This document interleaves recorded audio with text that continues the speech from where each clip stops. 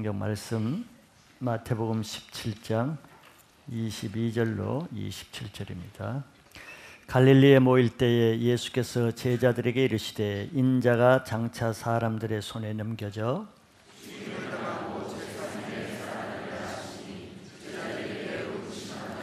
가버나움에 이르니 반세계를 받는 자들이 베드로에게 나와 이르되 너희 선생은 반세계를 내지 아니하느냐.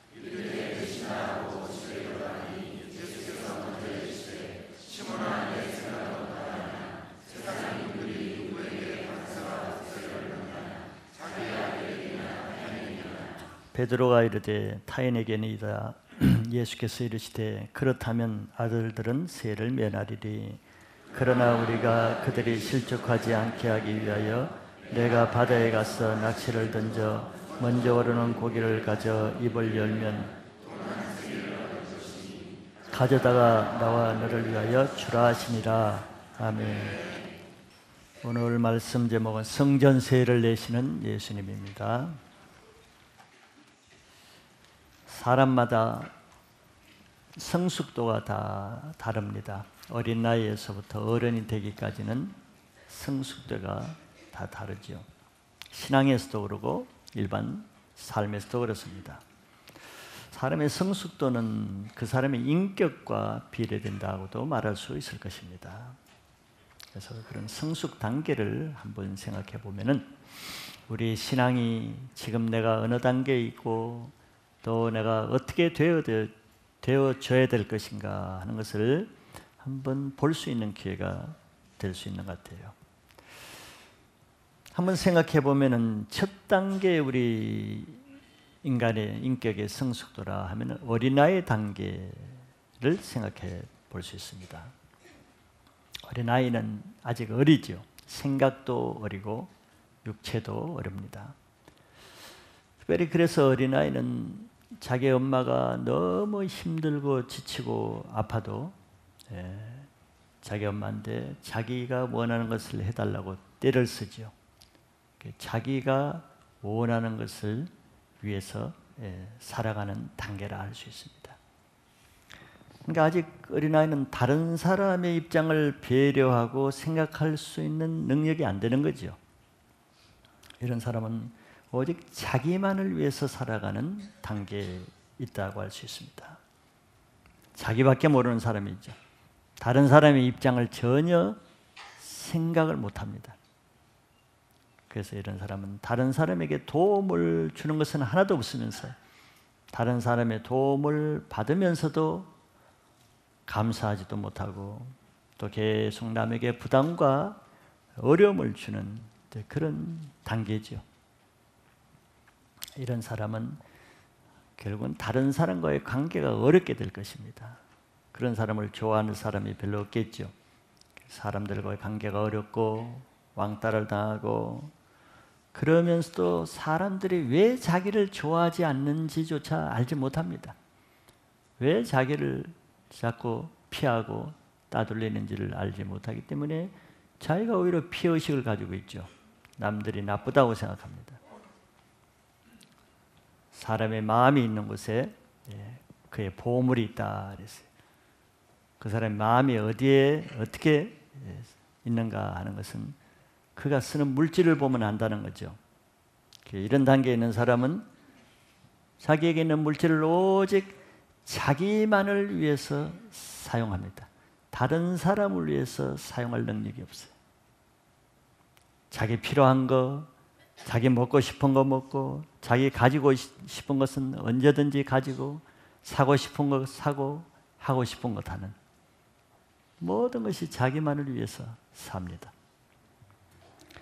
이런 사람은 다른 사람의 존재라는 것은 오직 자기를 위해서 존재하고 자기의 도움을 받는 대상일 뿐 다른 사람의 존재는 그 이상이 아닙니다.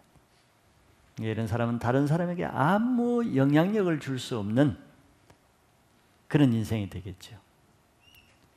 있으나 마나한 인생, 그런 단계라고 할 수 있습니다. 우리가 신앙인으로서 또 우리가 세상의 사회인으로서 이런 존재가 되면 안 되겠죠. 두 번째 단계를 한번 생각해 보면은 이제 조금 더 나가서 이 단계에 있는 사람은 자기 가족 정도는 생각하는 사람입니다. 자기 낳아준 부모를 생각하고 또 자기 배우자를 생각하고 또 자기 자녀를 위해서 생각합니다. 그러니까 가족을 위해서는 어떤 일도 마다하지 않고 희생도 하고 봉사도 하고 그들을 위해서 살려고 노력하죠. 그래서 이런 사람들은 대부분 자기의 모든 시간, 물질을 자신과 가족을 위해서 주로 사용합니다. 그 외의 사람들을 위해서는 아직 부족하죠. 다른 사람과 어울리고 다른 사람과 관계를 맺고 다른 사람을 위해서 시간을 내어주고 물질로 숨기고 이런 단계는 아직 못 되는 겁니다. 오직 자기 가족밖에 모르는 사람이죠. 자기 혈육의 가족 외에 딴 사람들에게 아직 마음을 주지 못하기 때문에 그렇죠. 그러면 이런 사람은 다른 사람과는 아무 관계성이 없는, 즉 다른 사람에게 아무 영향력을 줄 수 없는 아주 소극적인 인생이 될 겁니다. 자기 가족이 최우선인 가치관을 가진 사람이에요. 그러면 다른 사람에게 아무 도움이나 영향을 주지 못하고 오직 자기 가족 안에 머무는 좁은 인생이 됩니다. 우리는 이런 인생도 되면 안 되겠죠. 그리스도인은 이런 삶을 산다는 것은 인생을 낭비하는 것입니다.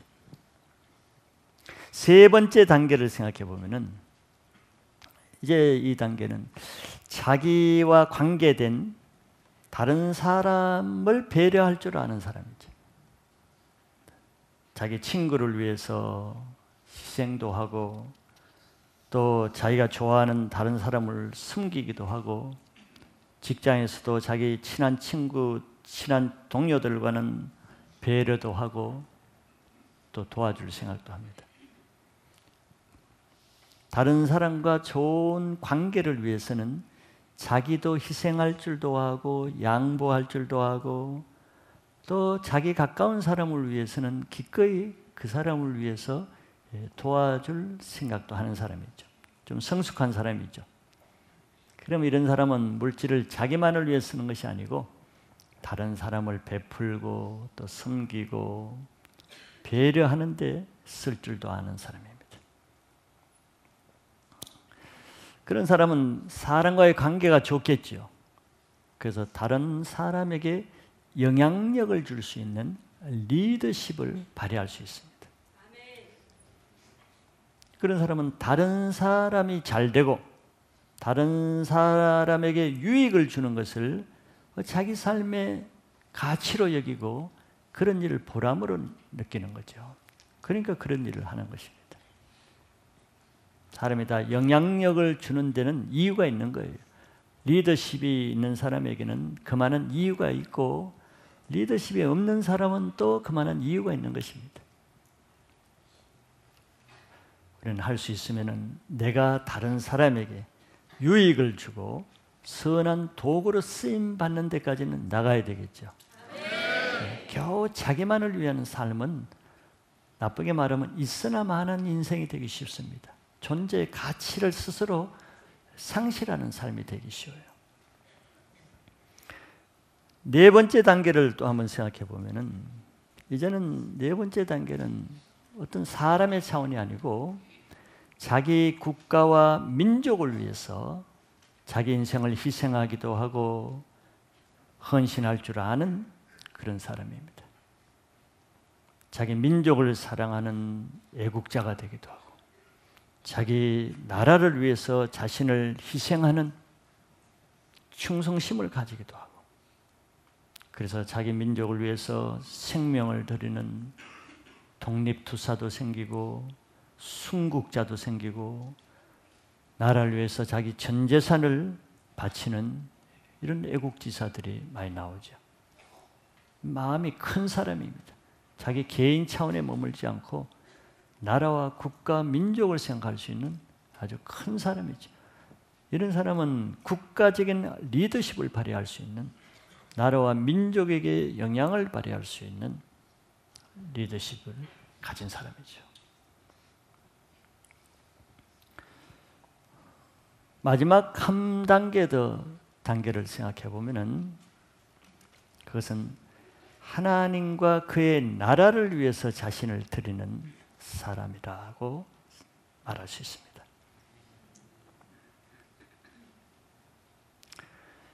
이는 사람의 차원이 아니죠.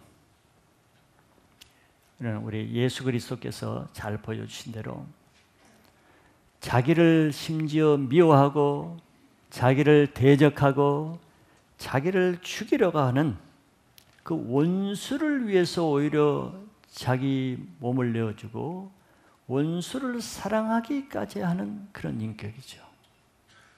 이는 보통 사람이 할 수 없는 겁니다. 자기 가족이라도 미워하면 미워하는 이런 시대에 아무 상관없는 자기 원수를 사랑으로 섬기고 용납하고 감당하고 오히려 그 영혼을 위해서 자기 생명을 내어줄 수 있는 인격은 이 땅의 인격이 아니고 하늘에 속한 인격이죠.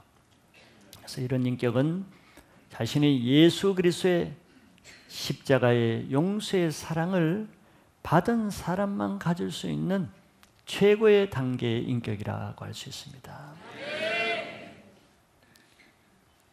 그게 바로 원수 사랑이죠. 온 세상 열방을 품을 수 있는 사람입니다. 이게 최고의 영향력이 있고 최고의 리더십을 가진 사람은 바로 하나님 나라를 품는 사람이죠. 이런 사람은 하나님의 교회와 또 하나님의 일을 위해서 자신의 삶을 기꺼이 드리면서도 기뻐하고 한 영혼을 위해서 자기 인생을 헌신하는 것을 기뻐하는 사람입니다. 인간적인 사람은 자신과 자기가 좋아하는 사람을 위해서 시간과 물질을 드리고 그를 위해서 섬기는 삶을 살 수는 있어도 순수하게 하나님 나라만을 위해서 자기 인생을 드리고 시간을 드리고 물질을 드리는 것에는 좀 인색할 수가 있어요. 항상 자기가 먼저고 세상이 먼저고 가족이 먼저고 사람이 먼저. 하나님은 맨 나중 단계에 생각할 수가 있죠.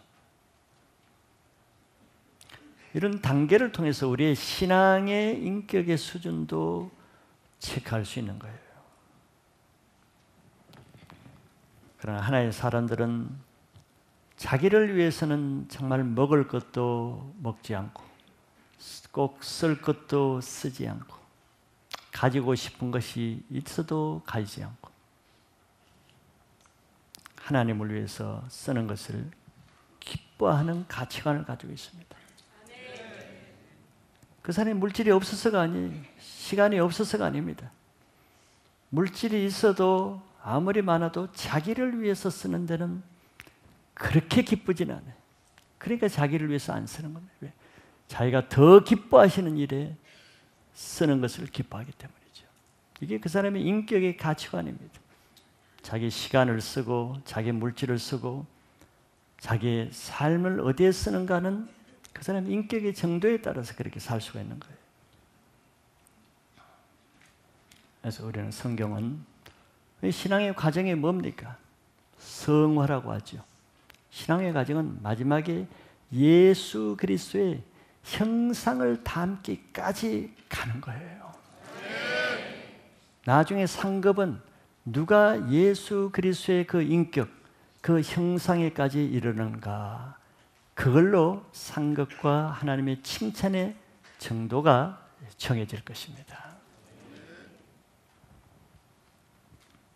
우리는 신앙을 할수록 이런 인격의 넓이와 깊이가 계속 성숙하고 성장하고 깊어지고 넓어가는데 우리의 신앙의 목표를 두셔야 됩니다. 겨우 그냥 자기 혼자 먹고 사는 일에 자기 문제에 급급해서 교회를 와도 자기 문제 해결하기 위해서 조금 더 나아가면 자기 가족 문제 해결하기 위해서 기도실에서 기도하는 것이 거의 많은 부분이 자기 문제를 위해서 기도하고, 조금 더 나가면 자기 자식과 자기 가족만을 위해서 기도하고, 나쁜 것은 아니지만 또 그렇게 해야 될 때는 그렇게 해야 되지만, 그러나 더 하나님 나라와 그 의를 구하라고 했으니까 더 깊이 더 넓게 나갈 수 있는 신앙의 성장이 있어야 됩니다. 그래서 자신에게 주신 삶, 시간, 물질을 할 수 있으면 나 중심의 기준에서, 다른 사람 기준으로, 그 다음엔 더 나가서 나라와 민족, 더 나가서는 하나님 나라를 위해서까지 나갈 수 있으면은 자기의 인격의 성숙도가 그렇게 더 나간다는 보이는 실제입니다. 그것이. 그래서 오늘은 예수님의 삶의 인격이 어떤 것인가를 좀 보기 위해서 단계를 한번 생각해 봤습니다.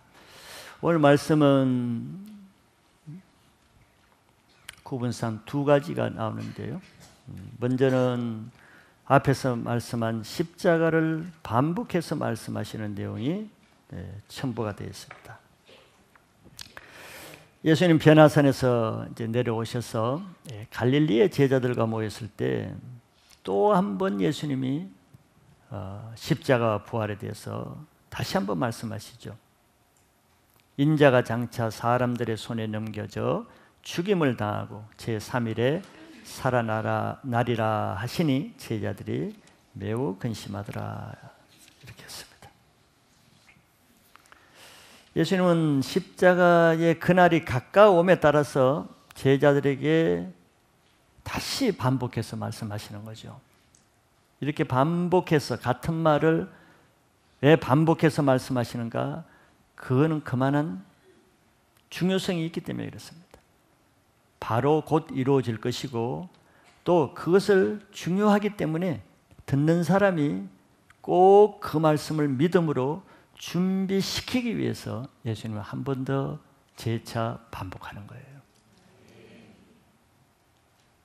우리에게도 어떤 때는 같은 말씀이 계속 반복되는 경우가 많죠. 사실 성경 말씀은 뭐 다 같은 내용이죠. 그럼에도 계속 자기에게 반복해서 말씀이 주어지는 경우가 있습니다. 그렇죠? 자, 이거 어떤 때 그냥 성경을 펴서 보는데 십자가 말씀이 봤는데 주일날 우연히 왔는데도 또 그 십자가 말씀이고, 또 가다가 극동방송을 틀었는데 또 십자가 말씀이고, 집에 들어갔는데 아이가 또 십자가 얘기를 하고, 그러면 그 심상치 않은 거예요. 뜻이 있는 거랑 반복해서, 우연이 아니라는 거예요. 이렇게 반복해서 말씀하시는 말씀은 특별히 유의해서 들으셔야 됩니다. 그거 무시하면 안 되는 거예요. 그것이 반드시 꼭 바로 이루어질 일이고, 또 그것을 믿음으로 받아야 그것이 이루어질 때 내가 실족하거나 어려워지지 않고 하나님의 영광을 보게 되기 때문에 그렇습니다. 사실 이런 말씀을 하시는 제자들도 이 말씀을 듣는 것이 부담이 되겠죠. 한 번 말씀했으면 되지, 또 말씀하시는가. 그래서 심히 매우 근심했다 그랬어요. 제자들 편에서도. 그러나 진짜 이 말씀의 당사자는 제자들이 아니죠. 예수님 본인이잖아요. 제자들은 뭐 자기가 직접 십자가에 죽는 게 아니란 말이지. 그러나 이 말씀을 하시는 당사자인 예수님은 이게 그냥 남의 일이 아니고 자기가 지금 얼마 안 있으면 곧 십자가에 채찍에 맞고 조롱당하고 창에 맞고 피 흘리면서 못에 못 박혀 돌아가시는, 이 본인이 이 말씀을 하실 때마다 더 얼마나 큰 부담과 고통이 있었겠어요. 그러나 우리가 신앙의 단계에서 말했듯이 제자들은 아직 이런 자기가 따르는 예수님이 이 십자가에 달리실 때 얼마나 고통스럽고 얼마나 큰 희생을 치르는가. 남의 생각, 즉 예수님에 대해서 마음을 이해하는 것은 아직은 약합니다. 아직은 자기 생각이 많아요. 그럼 우리가 어떻게 되는 거예요? 나는 어떻게 되는 거예요? 나는 뭐가 되는 거예요? 자기 생각에 빠졌기 때문에 근심하는 거예요. 자기 때문에. 아직 제자들의 믿음은 그렇게 성숙한 단계에 있지 않기 때문에 그렇죠. 그래서 자기들의 문제로 근심했다고 했습니다. 자, 이렇게 예수님의 말씀을 들을 때 근심이 되고 부담이 되고 그것이 걱정거리가 되면은 안 되죠. 제가 지난번에도 말씀드렸습니다. 내가 그 말씀이 계속 걱정이 되고 두려움으로 계속 남아 있으면요, 그 두려워하는 그것이 이루어지게 됩니다. 욥기에서 나오죠. 내가 무엇을 두려워하면요, 특별히 말씀을 듣고 두려워하면은 그 두려워하는 그것이 나에게 실제로 일어나요. 왜? 두려움은 하나님이 주시는 것이 아니기 때문에 그래요. 두려움은 다른 데서 오는 거예요. 그렇기 때문에 계속해서 어떤 말씀이 자기를 계속 두렵게 하는 말씀이 온다. 그 말씀을 들을 때마다 계속 마음에 부담이 된다. 좋은 게 아닙니다. 그 말씀을 반드시 듣고 그 문제를 믿음으로 해결해야만 그 두려움이 내게 임하지 않아요. 그렇지 않으면 두려워하는 것이 임할 때 자기가 믿음이 없어 넘어지고 실족하게 됩니다. 그래서 예수님이 반복해서 주시는 거예요. 왜? 처음 주실 때 제자들이 두려워했잖아요. 근데 두 번째 줬는데 계속 두려워한다는 것은 아직 제자들이 믿음으로 그 말씀을 해결하지 못하고 있는 것이거든. 두 번째 기회를 주는 겁니다. 계속 기회를 줘도 그것을 믿음으로 해결하지 못하면은 문제가 되죠. 나중에 보겠지만 실제로 십자가 사건이 있을 때 제자들은 시험에 들여 다 주님을 배반하고 떠났습니다. 두려워하는 것을 해결하지 못했어요.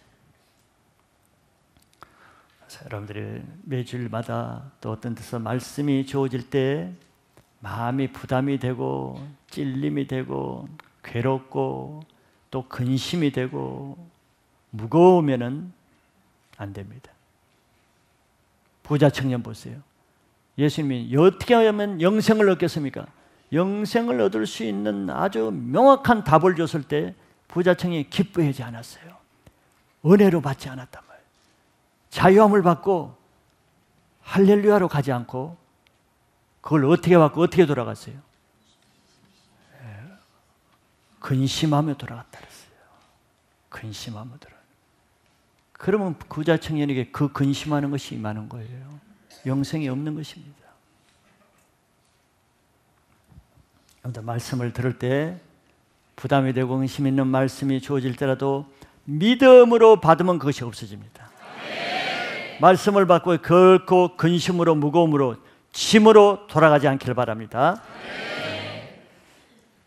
두 번째 오늘 본문 말씀은 성전세에 관한 것이죠. 성전세. 예수님은 모든 사건을 통해서 제자들을 훈련하고 교육하는 재료로 삼죠. 그래서 사건이 많을수록 좋아. 그래서 많이 배울 수가 있어. 사건이 없으면 얘기할 기회가 없어. 근데 주로 사건은 베드로가 많이 저지르잖아요. 그래서 베드로가 수제자가 되는 거예요. 일을 많이 저지르는 사람이 많이 배운다고. 이제 갈릴리에서 다시 가버나움으로 들어왔죠. 가버나움은 베드로가 있는 집이죠. 그런데 베드로가 밖에서 성전 세 받는 세리를 만났죠. 세금 걷는 사람을 만났어요. 그래서 그 사람이 베드로에게 이렇게 물었어요. 너의 선생은 성전세 어떻게 내지 않느냐, 내느냐 이렇게 물었어요. 성전세는 출애굽기에 나와 있는 대로 이스라엘 백성은 20세 이상 남자들은 의무적으로 1년에 한 번 반세계를 내야 됩니다. 유대인이면. 이거는 생명을 속하는 속전이라는 의미로 내는 거예요. 생명값이라는 거예요. 그래서 이것은 이 돈은 이제 성전 봉사와 이런 데 쓰게 하죠. 그래서 베드로가 이 질문을 받고는 내신다 그랬어요. 아마 전에 내는 것을 봤겠죠. 만약에 이때 예수님의 성전세를 내지 않으신다면은 큰 문제거리가 되겠죠. 이 사람들에게는 큰 문제거리를 하나 획득하는 기회가 될 겁니다. 그래서 이런 일이 밖에서 이런 사건이 있은 후 베드로가 집으로 들어왔어요. 베드로가 아직 말하지 않았어. 성전세에 대해서 받은 거. 말하지 않았는데 그때 예수는 집에 계셨거든요. 그런데 집에 들어오자마자 예수님이 먼저 베드로에게 밖에 있었던 그 일을 다 알고 물으신 거예요. 보지도 않았는데.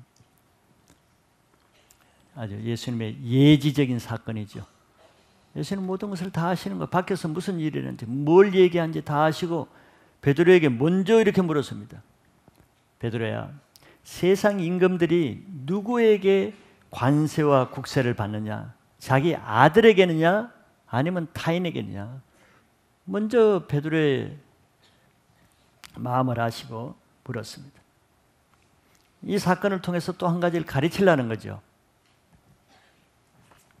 베드로가 대답했습니다. 그거야 당연히 타인에게 받는 거죠. 자기 아들에게 누가 세금을 받습니까? 그렇게 대답을 했어요.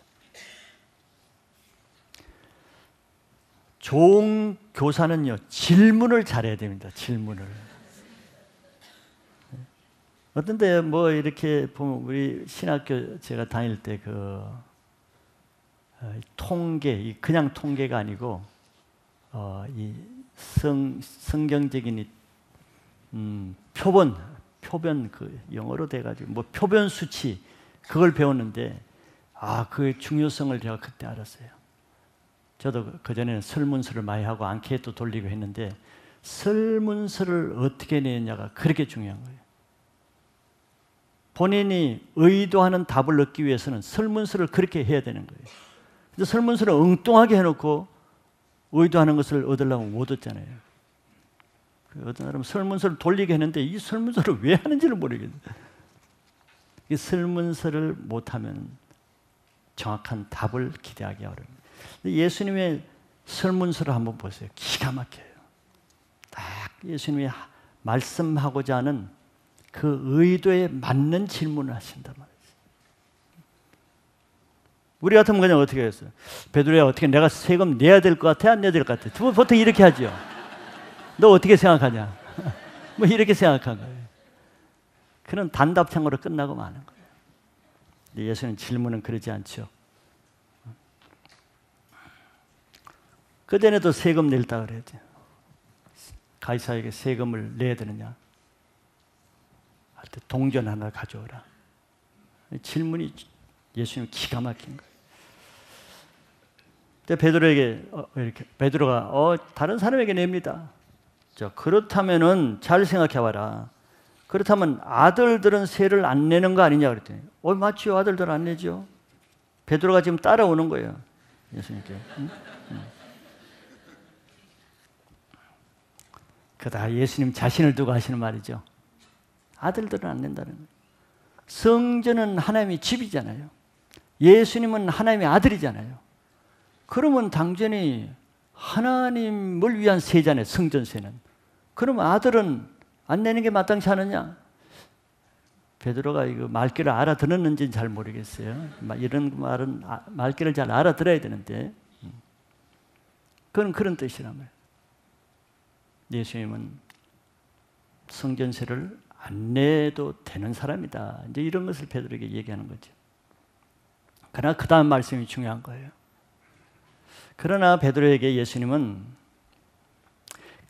그러나 내가 낼 필요는 없지만 안 내도 되지만 그들이 실족하지 않기 위해서는 내가 성전세를 내려고 한다는 거예요. 이제 한 가지만 아는 사람은 이해하기 어렵죠. 안 내도 되는 걸 왜 내느냐. 그래서 예수님은 베드로에게 얘기했습니다.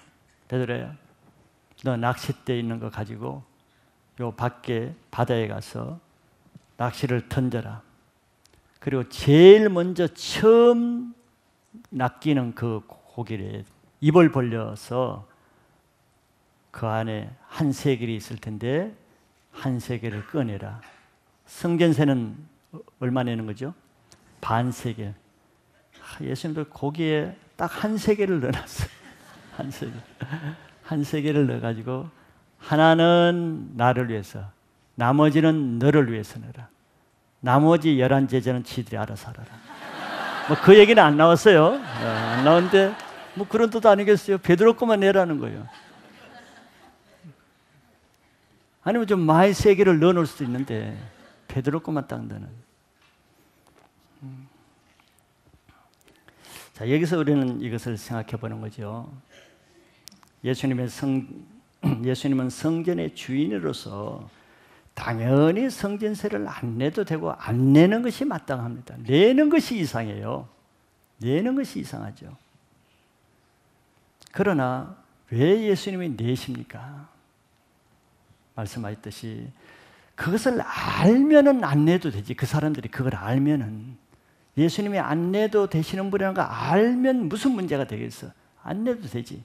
그러나 저 사람들은 알지 못하니까 오해하고 시험에 들기 쉽기 때문에 그럴 바에는 차라리 내가 내고 말겠다. 내 안 내도 될 권리를 내가 포기하고 저들을 통해서 내가 양보하고 내주겠다. 이런 뜻이거든요. 이게 우리 신앙에 많이 적용되는 원리입니다. 자, 만약에 예수님이 성전세를 내지 않아도 될 그 권리를 주장하시면서, 그래 베드로야, 너도 알겠지만 내가 왜 성전세를 내야 되는가? 내가 하나님의 아들이고 성전은 내 아버지 집인데 가서 그 사람들이 얘기해라. 우리 선생은 하나님의 아들이기 때문에 성전세 안 내도 된다 그러더라. 그럼 그 사람들이 어떤 반응을 보일까요? 반세겔 때문에, 돈 문제가 아니죠. 돈 반세겔 때문에 예수님의 사역 전체를 공격할 것입니다. 하나님의 성전세도 내지 않는 저 사람은 하나님의 사람이 아닌 것이 틀림없다. 다른 것은 몰라도 하나님의 성전을 위해서 내는 세금을 안 내는 수로 보니까 저거는 하나님을 사랑한 사람이 아니다. 뭐 얼마든지 이유를 대가지고 그 반세겔 그 돈 때문에 예수님의 전 사역과 예수님의 모든 말씀을 다 비판하고 고소할 거리가 되겠죠. 원수들은 항상 본질적인 것을 공격하기 위해서는 뭘 쓰느냐 하면은 비본질적인 것으로 공격해요. 왜? 본질적인 것은 아무 하자가 없거든. 예수님에게서 본질적인 문제를 발견할 수가 없어요. 본질적인 것을 가지고 공격할 빌미가 없어요. 그러니까 그들이 뭘 가지고 있어요? 비본질, 본질과 상관없는 그런 문제를 가지고 항상 본질적인 것을 공격한단 말이죠. 바로 이런 문제죠. 그래서 예수님은 이런 문제가 있을 때는, 세상 사람과 특별히 상대할 때는 제자들에게 말했죠. 너희들은 뱀같이 지혜롭고 비둘기같이 순결하라고 했어요. 한쪽만 하면 안 돼. 뱀같이 지혜로울 뿐더러 동시에 비둘기같이 순결한 방법으로 해야만 될 때가 이 세상에 너무나 많아요. 이 세상이 너무 악하고 교활하잖아요.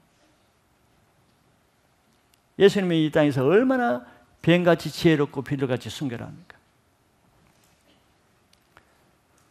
그래서 여기서 우리는, 자, 우리가 아무리 옳다고 해도 내 신앙으로는, 내가 목사로, 내가 셀장으로, 내가 집사로는 뭐 이렇게 하는 것이 마땅하고 아무 문제가 되지 않는다. 이런 일이 많지요. 그러나 초신자들이나 믿음이 없는 사람이나 교회 안에 종교인들이나 인간적인 사람, 세상적인 사람에게는 그렇게 할 때 많은 문제와 부딪힘이 되고 그들로부터 공격거리를 제공하는 것이 될 때가 많아요. 자기 정당한 권리만 가지고, 그 하나만 가지고 신앙하면은 그것을 감당하지 못하는 사람들에게 많은 실족거리가 되고 그러면 그 사람들로부터 공격거리를 받게 되는 거예요. 그래서 성경은 예수님이 본을 보여준 것처럼 이럴 때는 믿음이 강한 자가 믿음이 약한 자의 약점을 감당할 수밖에 없어. 그래야 그런 것들을 이용하는 사단의 방해를 미리 막을 수가 있어요. 그 작은 것 때문에 큰 사단의 방해를 하는 것은 뱀같이 지혜로운 게 아니죠. 그건 어리석은 것입니다. 예수님도 바리새인들이 얼마나 막 죽이려고 돌려쳐 주려 해도 예수님 뭐 힘이 없어서 피해요? 근데 피하여 도망가셨어요. 지혜입니다. 힘이 없어서 그런 게 아니에요. 로마서 15장 1절에 보면은 믿음이 강한 우리는 마땅히 믿음이 약한 자의 약점을 담당하고 자기 일을 기쁘게 하지 아니할 것이라. 2절, 3절 계속 있는데 3절에 보면 예수님도 자기를 기쁘시게 하지 않았다고 말해요. 예수님도. 믿음이 약한 자는 우리가 알잖아요. 믿음이 약한 자는 작은 문제에도 늘 넘어집니다. 별것 아닌 문제에 늘 불평하고 원망합니다. 그래서 믿음이 약한 사람 얼굴은 펼 날이 없어요. 싸나운 게 얼굴 아물 날이 없다는 말이 있죠.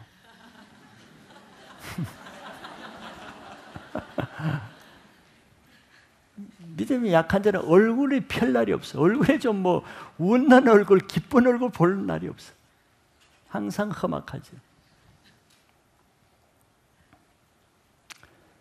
어린아이는 길을 가다가 같은 길을 다녀도 작은 돌뿌리만 있어도 잘 넘어집니다. 저도 그 우리 집 살던 길이 밑으로 좀 언덕에 살았는데 그 길에 무슨 돌이 많아요. 수시로 넘어지고 요즘 이제 세월이 약이라고 제 이마가 저 흉터 하나도 안 보이죠. 여기 아마 수십 군데 흉터가 있어요. 맨날 넘어지니까 맨날 넘어지고 여기 흉터가 수십 군데, 눈썹에도 흉터가 지금 돼 있어. 항상 넘어져. 어리니까 작은 일에도 넘어지죠. 그래 다쳐요. 그러면서 어린애는 뭐라고 합니까? 자기가 약해서 부족해서 넘어졌다고 절대 생각합니다. 저 돌뿌리 때문에 넘어졌다고 원망합니다. 저 돌이 엄마 저 돌이 나를 이렇게 해서 돌이 막 돌 때문에 원망하고 불평합니다. 그래서 약한 자는 항상 말이 많아요. 변명, 구실, 핑계, 이유. 말이 얼마나 많습니까? 그냥 인정하는 법이 없어요. 늘 변명해. 말이 많아요. 말이 많은 이유가 뭐예요? 억울하다는 거예요. 인정을 못하는 거예요. 자기를. 억울하니까. 자기 잘 가는데 돌뿌리가 자기 넘어져서 돌뿌리에게 얼마나 억울해. 그게 말이 많은 거예요. 그것은 다른 말로 하면은 다른 사람의 허물이 어떻게 없을 수가 있겠어요? 우리가 다 죄인인데 어떻게 완전한 사람이 있겠어요? 그러나 안 넘어질 사람은 안 넘어져요. 저 사람의 약한 점, 허물 때문에 다 넘어지는 게 아니라고. 안 넘어질 사람은 안 넘어지는, 넘어질 사람은 꼭 넘어지는 거예요. 약한 사람. 약한 사람의 특징은 다른 사람의 허물을 용서하고 감당할 능력이 없기 때문에 넘어지는 거예요. 그러니까 항상 분노가 있지. 항상 정죄가 있어. 판단, 비판이 있어. 넘어지는 사람에게는. 약자의 변명이라고 말하죠. 그러나 성숙한 사람은 어른들은 똑같은 길을 가도 안 넘어져요. 그 정도 돌뿌리에는 안 넘어집니다. 네, 믿음이 강한 사람은 다른 사람의 문제가 똑같이 있어도 그런 문제, 그런 말 한마디에 안 넘어집니다.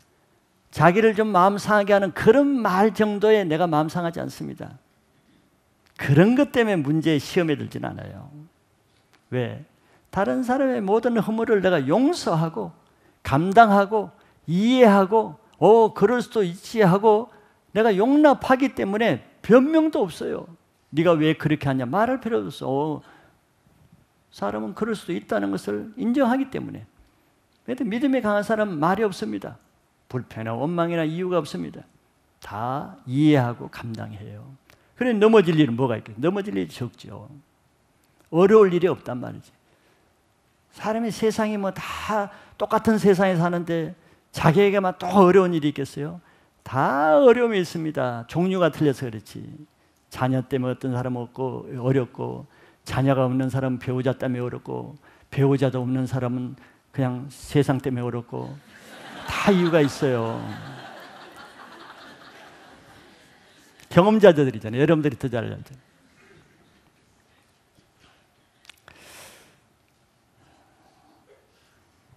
이 세상의 왕이신, 죄 없으신 예수님은 얼마나 걸리는 일 많겠어요. 보는 것마다 저 인간들이 다. 하늘에서는 한 번도 그런 걸 볼지 못했잖아요. 천사들에게서는. 그런데 인간들은 뭐 자기 보고 귀신 들렸다 그러고 참남하다 그러고 이단이라 그러고 맨날 그러니 참. 그런데 예수님은 한 사람도 심판하지 않았잖아요. 천사들 보내고 불로 죽이지도 않고. 왜? 그들을 용서하고 사랑으로 감당하셨기 때문에 걸림이 안 되는 거예요.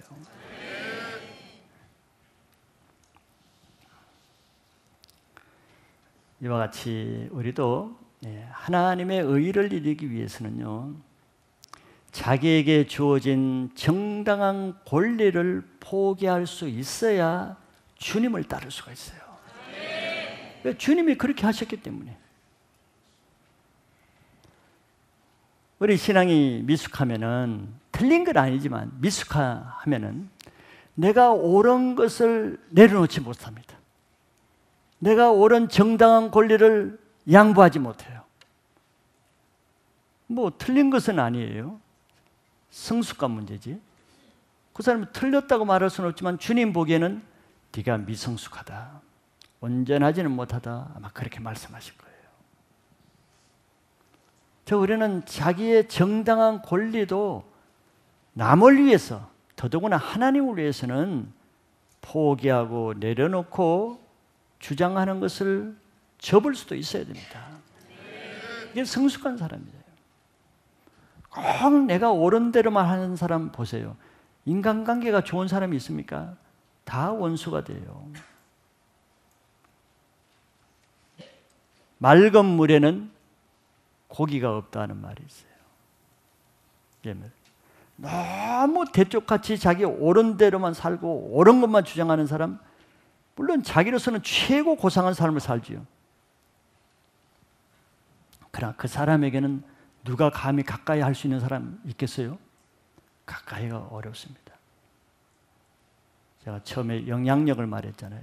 그런 사람은 자기 혼자는 고고한 일송정처럼 소나무처럼 그렇게 살지만 남에게 아무 영향력을 줄 수 없어요. 그런 사람이 뭐예요? 남에게 아무 도움도 줄 수 없어요. 자기 혼자만을 위해서 자기 권리, 의의를 주장하는 거예요. 이게 바리새인이 주장한 것입니다. 사도 바울도 과거에 그가 얼마나 꼬장꼬장한 율법의 의의가 강한 사람이었습니까? 근데 그가 예수님을 깊이 만나고 와서는 이렇게 말하죠. 이제는 연약한 성도를 실족하지 않기 위해서는 나의 권리도 포기하는 것이 주님 앞에 아름답다고 그렇게 말해요. 네? 로마서 14장 20절 21절에 이렇게 말씀하고 있습니다. 음식으로 말미암아 하나님의 사업을 무너지게 하지 말라. 만물이 다 깨끗하되 거리낌으로 먹는 사람에게는 악한 것이라. 아니 음식 먹는 거, 그거 고기 한 점 먹는 거 별것 아니죠. 반세겔 그 돈 별것 아니에요. 그 별것 아닌 거 그거 가지고 하나님의 사업을 무너뜨리게 할 이유가 뭐가 있냐. 내 그 자존심, 내 의, 내 옳은 정당성, 그거 별것 아닌 그거 하나 가지고 많은 연약한 사람을 넘어뜨리고 실족해 하고 상처 주고 그렇게 할 필요가 뭐가 있냐 말이에요. 21절에 고기도 먹지 아니하고 포도주도 마시지 아니하고 무엇이든지 내 형제로 그리끼게 하는 일을 아니함이 아름다우니라 그랬어요. 여는 여러 사람들이 모여서 잔치에 가서 먹는 그 상황을 비유한 거예요. 그는 고기도 나오고 포도주도 나오고 또 샐러드도 나오고 뭐 여러 가지가 다 나와요. 근데 그게 고기는 옛날에는 대부분 우상의 제단에 드려졌던 그런 고기죠.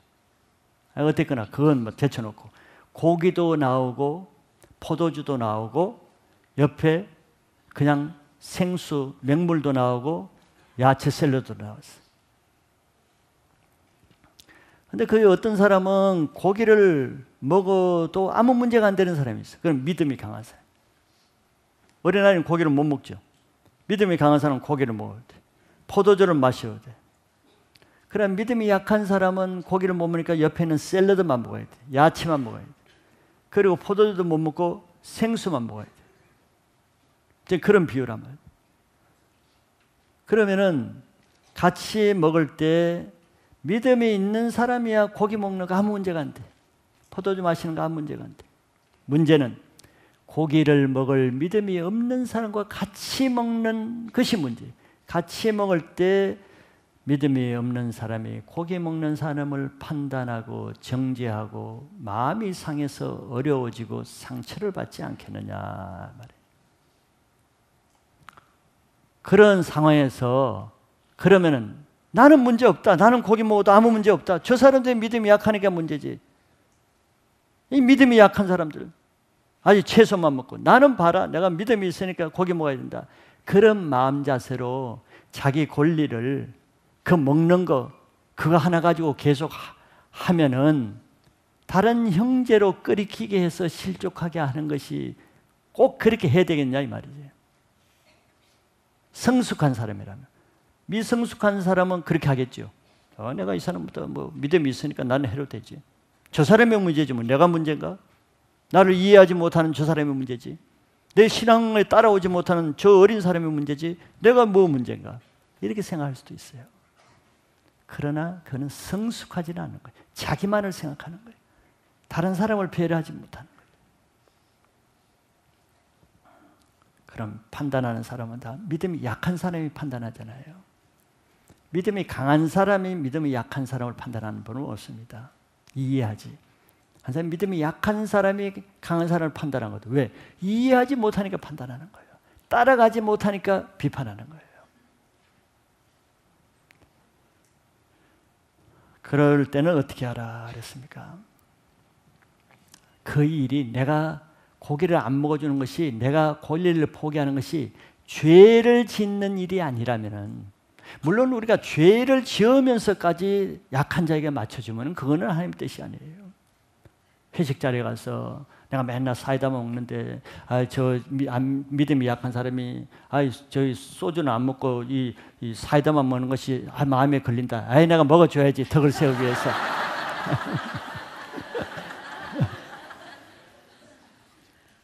이거는 더 성숙하지 못한 사람이에요. 죄를 짓는 것이 아닌 경우에 그러지. 뭐 모든 것을 맞춰주라고 덕을 세우라고 그러다가 죄를 짓는 것은 아니죠. 그래서 죄를 짓는 것이 아니라 그러면은 믿음이 약한 사람을 위해서 자기 유익, 자기 권리를 포기할 수 있어야 한 영혼을 도울 수가 있다는 거예요. 그래서 그렇다 그러면 고기 먹기가 힘들겠죠. 고기 먹을 수 있는 기회가 없잖아요. 고기 먹다 보면 또 믿음이 약한 사람이 쭉 와가지고 또 고기 못 먹고 고기 먹기가 참 힘들 거예요. 그러나 먹을 기회가 있어요. 고기를 먹을 때는 세 사람만 모여서 산으로 올라가서 산 위에서 먹어야 돼. 거기서 먹으면 아무 문제 없어. 산 밑에 9사람이 있을 때는 먹지 말아요. 9사람 때문에 안 됩니다.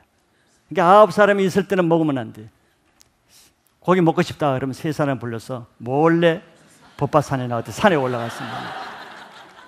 딴 사람 없을 때. 성숙한 사람끼리, 믿음 있는 사람끼리 할 때는 그것이 풍성함이 되고 덕이 되고 은혜가 되는 겁니다. 그러니까 믿음이 없는 사람과 있을 때는 하나님의 풍성함과 복과 은혜를 많이 포기하고 살게 되는 거예요. 그래서 믿음이 약한 사람은 초라한 삶을 살잖아요. 궁색한 삶을 살잖아요. 누릴 것이 없어요. 믿음이 안 따라가니까. 그런 거란 말이에요. 그래서 나의 강한 믿음의 권리를 주장하는 것이 아니라 한 영혼을 위해서 자기 권리를 포기하겠으라도 한 영혼을 실족치 아니하는 그 믿음이 더 성숙한 거란 말이에요. 그런 사람이 연약한 많은 영혼들을 돕는 영향력 있는, 많은 사람에게 리더십을 받을 수 있는 선한 도구로 쓰임받는 인생이 됩니다.